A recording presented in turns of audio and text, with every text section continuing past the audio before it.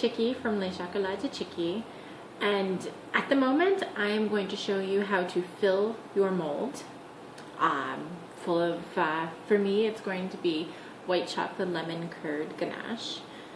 It's going to be a very short video because it'll be followed up with a later video of how to finish off closing the mold. I've already shown you how to temper the chocolate and how to fill your mold. Okay. So I've already taken my lemon curd white chocolate mixture that I made yesterday that's been sitting in the fridge overnight. I filled it with my, where I filled it in my piping bag. I have a tendency of using disposable piping bags because for me it's a lot easier in case I really screw up. And I always close mine, I twist it and close it with a, I guess it's a, I call it a closing pin, but it's probably not the right word, but we bought a bunch at IKEA, and it actually really helps because when you squish it, it's not going to come out the other end. Okay, and this is my chocolate mold that we filled in the last one, and I put it in the fridge, and it's already nice and hard on the inside. So now we're going to fill this. It doesn't take very much effort. It's going to be a very short video. Okay, so you want to cut your end, but you don't want to cut it too big, because a whole lot coming out sucks. Done it before, not awesome.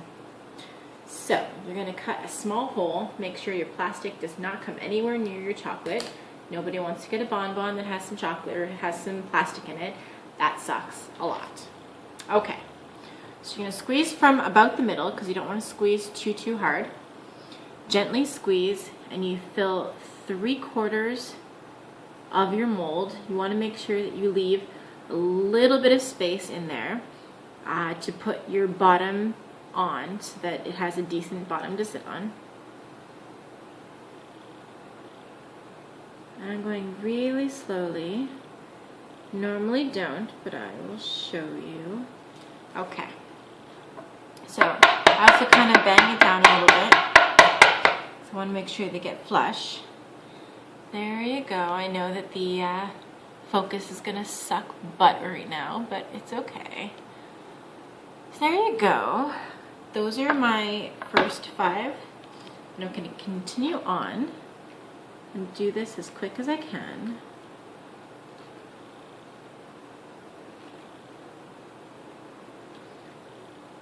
And basically any kind of filling that you're going to use, this is the same process.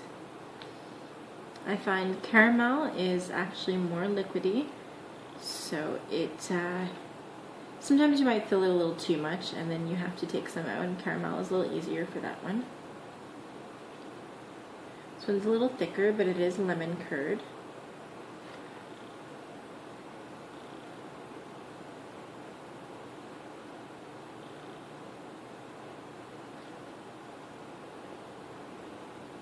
Sometimes you might not fill it high enough and you have to go back through at the very end and really look at them. Make sure some aren't filled too much and some aren't filled too little.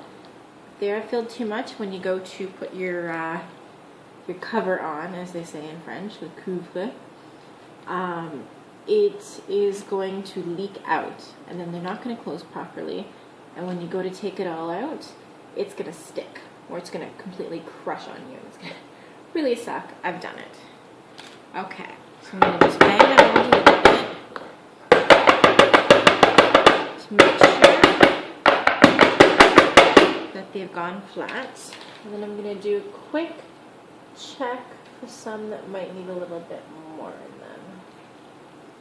You don't want to fill it too much, but you don't want to fill it too little so that when you bite into it, there's a really thick bottom.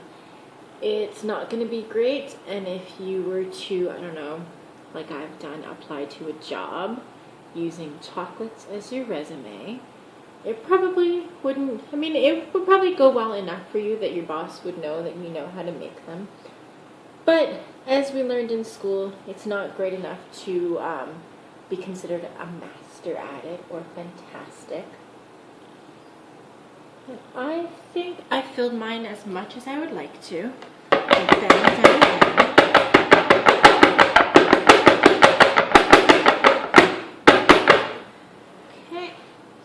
that's how I want it.